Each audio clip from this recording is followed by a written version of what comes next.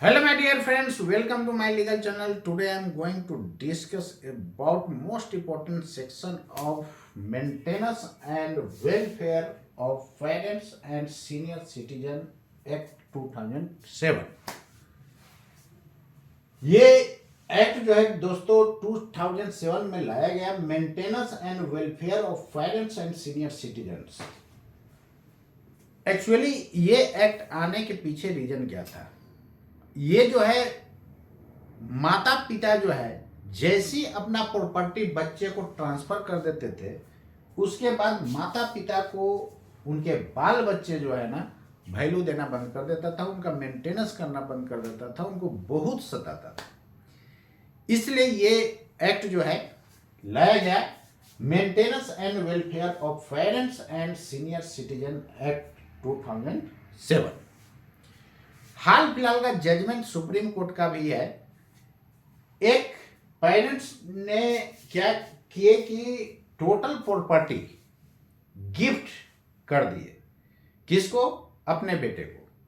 जब total property जैसी gift कर दिए, उसमें कंडीशन ये लगा करके गिफ्ट किए थे कि जब तक हम लोग हैं जिंदा तब तक तुमको मेंटेनेंस अच्छे से करना है, लेकिन बेटा जो है उनका प्रॉपर्टी लेने के बाद, यानी जैसे माता पिता जो है गिफ्ट कर दिए तो प्रॉपर्टी लेने के बाद उनको मेंटेनेंस करना छोड़ दिया, उनको देखभाल करना छोड़ दिया।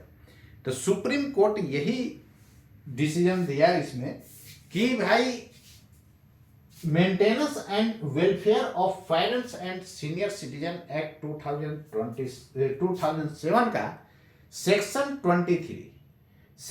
23 ये कहता है कि जो भी गिफ्ट डीड है वो वॉइड हो जाएगा।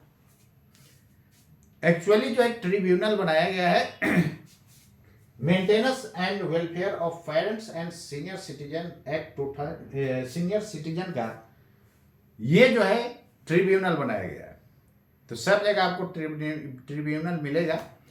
तो ट्रिब्यूनल को ये पावर दिया गया है कि यदि वो मेंटेन नहीं करता है तो ये गिफ्ट डीड को वॉइड कर दिया जाएगा। तो ट्रिब्यूनल का काम है या तो प्रॉपर्टी जो है वापस उनको माता पिता को दिलवाएगा, या उसको वॉइड करके, यानी गिफ्ट डीड जो है वो क्या हो जाएगा, वॉइड हो जाएगा, और उसको फिर माता पिता को क्या कर दिया जाएगा, रिटर्न कर दिया जाएगा। तो चलिए दोस्तों, मैं आपको दिखा रहा हूं। ये रहा आपका section 23 in the maintenance and welfare of parents and senior citizen act 2007। क्या कहता है? Transfer of property to be void in certain circumstances. Certain circumstances मतलब वही हो गया कि यदि वो माता पिता का देखभाल नहीं करता है तो क्या होगा, ट्रांसफर जो होगा वो क्या वॉइड माना जाएगा। Where any senior citizen who after the commencement of this act has transferred by way of gift or otherwise, चाहे तो वे ऑफ गिफ्ट या किसी अनदर वे में उनको जो है ट्रांसफर करता है अपने बाल बच्चे को, तो कहता है कि his property subject to the condition that transferee वही हो गया जिसको ट्रांसफर किया गया, shall provide the basic amenities and basic physical needs to the transferer, मतलब माता पिता हो गए, ट्रांसफरर कौन हो गए, माता पिता, and such transferee refuses or fails to provide such amenities and physical needs, यानी उनके भरण पोषण का जो नीड्स है वो यदि पूरा करने में यदि फेल हो जाता है, जो ट्रांसफरी है, ट्रांसफरी कहने का मतलब उनके बाल बच्चे,